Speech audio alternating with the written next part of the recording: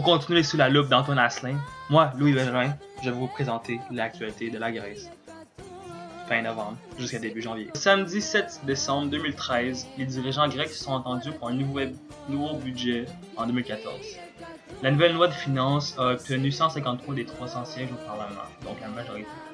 En effet, ce budget consiste à augmenter leur revenu d'impôt de 2,1 milliards et leurs dépenses se voient diminuer de 3,1 milliards.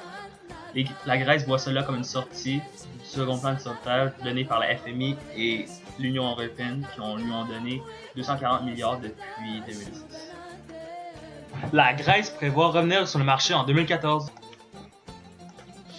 Le 29 décembre 2013, Yannis Touranas, le ministre des Finances de Grèce, prévoit le retour de ce pays sur le marché international dès le deuxième semestre de 2014. Mais sous condition que le pays parvient à avoir un excédent budgétaire primaire, c'est-à-dire qu'il soit hors de la service de la dette et aussi qu'il renouvelle avec sa croissance en 2014.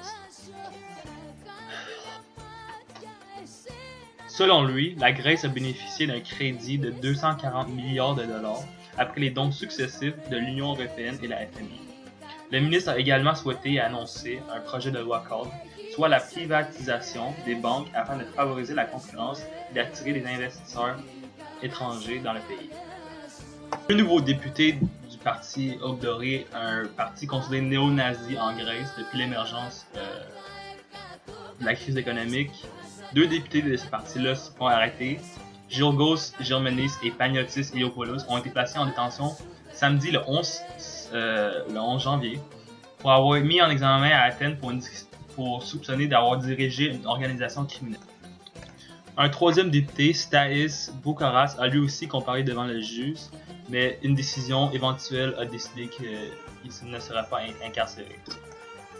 Une agence semi-officielle, la ANA, a expliqué que les députés, ou le parti en général, l'Obdoré, utilisent une armée privée pour essayer d'attaquer des immigrés qui arrivent en Grèce. 3 des députés ont nié au fait que leur parti soit néo-nazi et qu'ils recrutent une armée privée. Obdoré ont annoncé vendredi qu'ils porteraient l'affaire devant la Cour européenne des droits de l'homme.